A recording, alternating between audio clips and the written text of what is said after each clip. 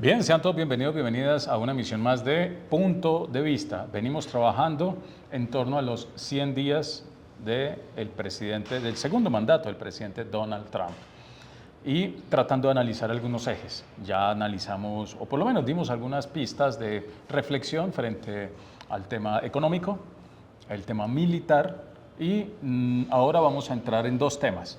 El tema tecnológico, la guerra tecnológica, y el papel que juega América Latina en este escenario. ¿Cuáles son las tensiones y cuáles son las tendencias? Que hay mucho que hablar. Que en palabras de los mismos funcionarios de Estados Unidos, estamos hablando de una reactivación 5.G o 6.G de la doctrina Monroe, porque en este escenario global no les queda más sino conservar lo que ellos mismos llaman su patio trasero. Yanni, arranquemos con el primer punto. Otro de los temas que, digamos, dejamos en punta en el último video es con relación a la guerra comercial, pero esto ya entre las grandes potencias, entre China y Estados Unidos, que ha demostrado y que curiosamente nos ha mostrado que la economía norteamericana se reprimarizó. Es decir, la economía norteamericana vive de exportar trigo, carne, sorgo, soya. Sí. Es decir, esta economía que era, digamos, si se quiere, digamos, la panacea para seguir, el tema para seguir, lo que vemos es que se reprimarizó. Y claro, deslocalizó todas sus empresas, la gran mayoría para el sudeste asiático, no porque quisieran ayudar al sudeste asiático, era porque allí la mano de obra era más barata en su momento. Sí. Ahora, en la guerra con China, lo que observamos es que, curiosamente, todo lo que China le exporta a Estados Unidos es aspectos que tienen que ver con su tecnología, que tienen que ver con absoluto valor agregado. Entonces, en esta guerra lo que vemos es que es un equilibrio totalmente desbarajustado de Estados Unidos para con China, claramente porque China tiene, en este caso, la sartén por el mango, pues tiene las grandes empresas allí, tiene un gran mercado y sobre todo algo muy importante, tiene el 80% de las tierras raras. Ojo, de la explotación de ellas, de la exportación de ellas. Entonces, y el personal capacitado. ¿Qué es lo que ocurre con ello? Pues Estados Unidos dice que le colocó un 245 de aranceles. Y entonces lo primero que China dice es, suspendo 5 tierras raras, solo 5. Pero esas 5, curiosamente, son las que más se utilizan para microchips, para semiconductores en aspectos de carácter militar. Es decir, lo que se le olvidó al presidente norteamericano es que su tecnología militar, la producción más sofisticada de su tecnología militar depende de las tierras raras chinas. Entonces hoy, de lo que se va a enterar, me imagino alguien le informará al presidente Donald Trump, es que su estrategia militar se va a ver, digamos, detenida, porque no va a tener cómo producir semiconductores a gran escala para poder, en este caso, por ejemplo, esa venta de misiles que tiene o que acabamos de encontrar con Marruecos, 100 misiles Stinger, pues se va a ver, me imagino que truncada porque no va a tener la tecnología para hacerlo. Entonces, en esa famosa guerra comercial, lo que vemos es que es el único país que realmente le ha dicho a Estados Unidos, ustedes dependen más que nosotros. La suspensión a Boeing va y está llevando básicamente a que su producción se vea casi que truncada. Y eso en una compañía como Boeing puede llevarlo a la quiebra. Pero eso está pasando igualmente con Tesla, está pasando con yo creo que con las grandes tecnológicas norteamericanas, todas están a la baja. Lo que quiere decir es que el mercado chino es bien importante para todo ese tema tecnológico norteamericano. Entonces, en esa guerra comercial, Estados Unidos dice que, digamos que a largo plazo va a ser mejor para ellos, pero lo que vemos es que esto puede llevar, incluso con la debacle de grandes compañías norteamericanas que han sido la insignia, como Boeing, como Tesla, y las pueden llevar a la quiebra. Lo que daría cuenta es que ese poderío económico norteamericano pues tiene unos límites y al parecer lo que ha hecho Donald Trump es acelerarlos hacia el abismo. Como asunto, digamos, de propaganda, jocoso, pero también informativo, lo que se circuló por redes de esta guerra comercial. ¿Dónde se fabrica la mayor cantidad de productos que se venden en Estados Unidos? y donde se fabrican la cantidad de productos que se venden a altísimo costo en las empresas, llamémoslas top, de Occidente. También fue interesante ver toda esa campaña publicitaria de evidenciar cómo es que funciona el mercado y los mercados. Bien, Gianni, entonces pasemos al segundo punto, América Latina. ¿Ahí cómo juega América Latina? Pues es muy triste porque Estados Unidos, yo le decíamos en el video anterior, vuelve como al siglo XVIII, el tiempo de las colonias, y parece un vasallaje. Parece un vasallaje, unos virreinatos. Entonces, el acuerdo, por ejemplo, con El Salvador de Bukele, recuérdese, la reelección de Bukele no era permitida constitucionalmente. Violan la Constitución, desconocen sus normas internas, interpretan y reinterpretan lo que no debe ser reinterpretado, básicamente porque es muy claro. No se permite que el presidente sea reelecto. No sé qué interpretación pueda tener. Entonces, que él renunció 6 meses antes, entonces ya no era presidente, y si no era presidente podía ser nuevamente presidente. Obviamente es el desconocimiento absoluto de las normas, porque la derecha solo cumple las normas que le gustan. Exacto. O las que le afectan a otros. Esas sí las cumplen, pero las que las afectan a ellos las desconocen, se las pasan por la faja sin problema.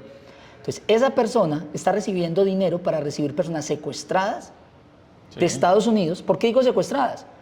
Porque ¿qué proceso nos ha dicho que deben estar detenidas? ¿Qué juez nos dijo que esas personas deben estar detenidas? Y Bloomberg lo dice en un informe, ¿no? 90% no tiene ningún proceso. Por eso, la Corte norteamericana que analiza el caso dice, detengan los traslados de las personas venezolanas y de otras nacionalidades hacia El Salvador. Porque en razón de que usted los está mandando allá. O sea, son delincuentes a pagar, qué pena. ¿Qué juez los necesita? Y si los necesita, póngalos a consideración de un juez. Pero se los lleva por una cárcel salvadoreña, las megacárceles, donde hay más de 80.000 personas privadas de la libertad, más del 1% de la población salvadoreña, donde no hay juicios, no hay visitas, no hay comida según castigo, es decir, tortura. Esto es, y para eso le está pagando Estados Unidos. Es decir, Estados Unidos le paga a El Salvador para que haga, perdóneme la expresión, el trabajo sucio. Un Guantánamo. Un Guantánamo. En eso está El Salvador. Ahora, pregúntame cómo está la economía de El Salvador. Pregúntame cómo está el pueblo de El Salvador, económicamente, porque parece ser que entonces la seguridad, como que se come seguridad. No, la seguridad no está representando absolutamente nada de lo que tiene que ver con el tema económico de El Salvador, que fue la debacle con el tema del Bitcoin, que además sirvió fue para lavar dinero de mafiosos, que eso luego lo hablaremos. Entonces, donde se lavó dinero de mafiosos fue donde los países curiosamente tenían Bitcoin, adivine cuál. Y qué curioso, porque nadie se ha preguntado por qué creció tanto la fortuna de la familia Bukele. ¿Por qué el hermano del señor Bukele creció tanto su fortuna? Sus negocios pues siguieron funcionando igual, ya eran ricos, pero ¿por qué crecieron tanto sus fortunas? Bueno, con el tema de Argentina, que es otro, pues es una personaje con problemas mentales claros, evidentes, solamente basta verlo y escucharlo. Y escucharlo para saber que escucha voces, que habla con sus perros muertos, en fin, eso ya pues, eso no es mofa, eso es la realidad, es lo que él dice. Dice que tiene 5 perros, usted ve y tiene 4, el otro él lo imagina y él dice que habla con él y que lo guía y que ese perro en un sueño le dijo que iba a ser presidente. Sí. Eso es, lo pueden ver. Parece chiste, eso pero parece un chiste, pero es el presidente de la Argentina hoy. Ese presidente de la Argentina corta todo el tema social, corta toda la obra pública, hace el recorte, como él mismo lo dice, pero no es el más grande de la historia, es el más aterrador de la historia, porque es como si yo matara a mi hijo de hambre para pagar un arriendo. ¿Qué preferiría yo? ¿Dar comida a mi hijo, que no se muera de hambre? ¿O pagar el arriendo a un arrendatario? Eso es lo que está haciendo Argentina. Volver añicos su economía interna a costa de la vida de ancianos, de las personas menos favorecidas, siempre.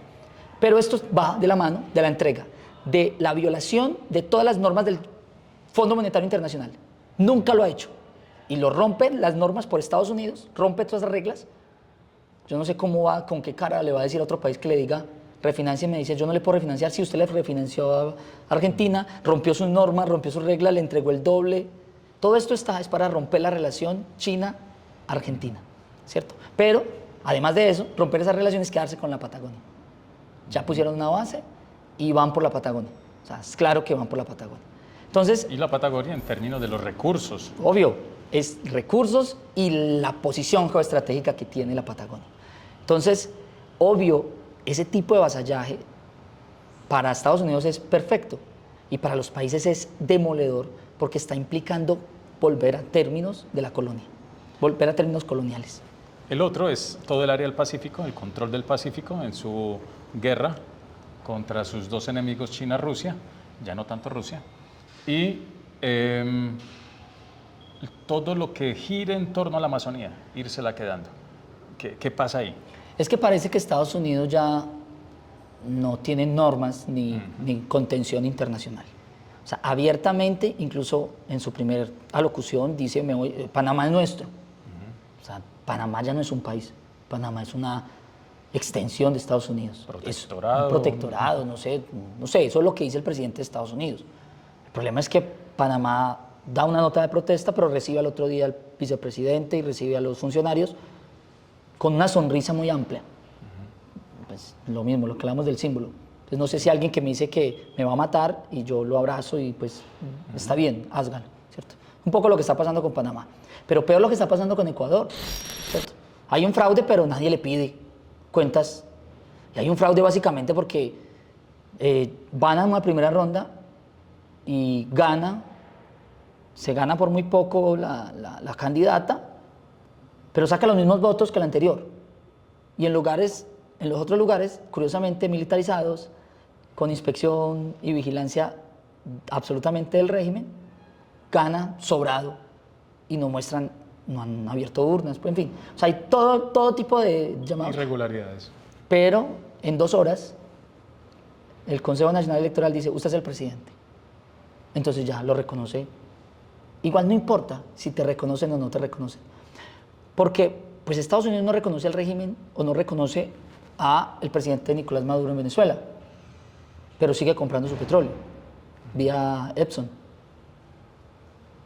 Entonces, hay muchos países que no lo reconocen, que no reconocen a su presidente, pues siguen con grandes negociaciones. Que ese es uno de los temas que hablaremos en otro programa y es la democracia. ¿Cuál democracia? ¿Cuál Estado de Derecho?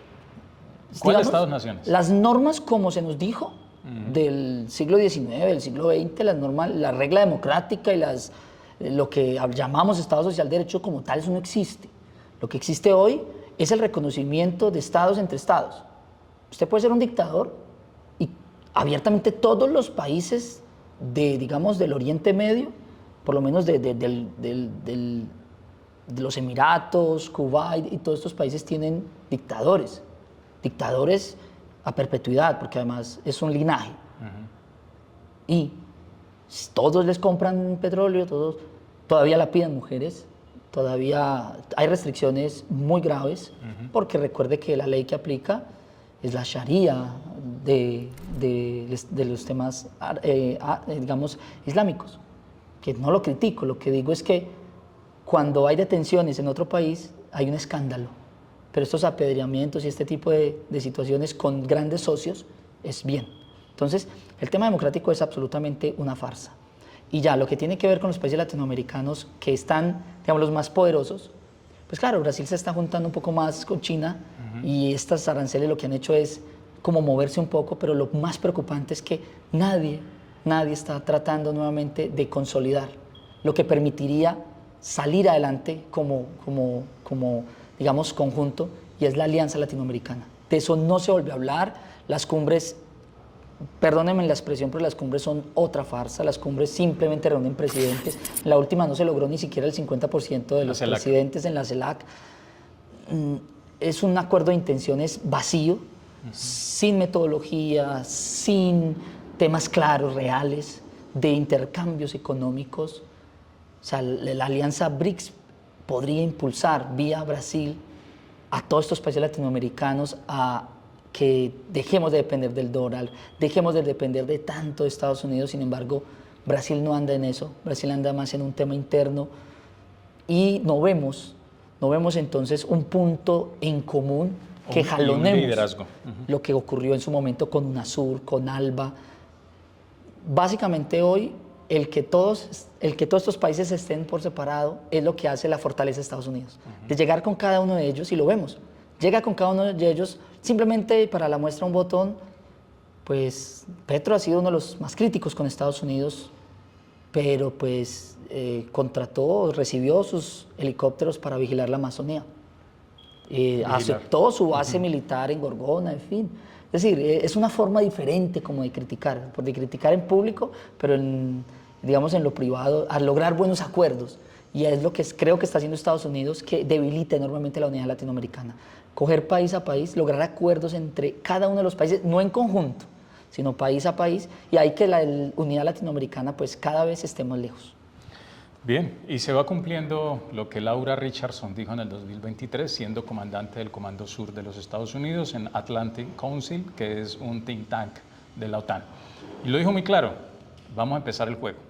Y el juego consiste en hacerse a los recursos naturales, hacerse a su patio trasero, entre comillas, y redoblar los esfuerzos en lo que ellos llaman la guerra contra China y contra Rusia. Pero hay un agravante. Poco a poco han ido avanzando tomándose la Amazonía. El que tengan el poder ya establecido el control de la presidencia en Ecuador, el que tengan el control y la presidencia de Perú, va avanzando en esa lógica de la captura de los recursos de la Amazonía. De eso hablaremos en otra emisión. Bien, agradecerles, nos estaremos encontrando en una próxima emisión de Punto de Vista.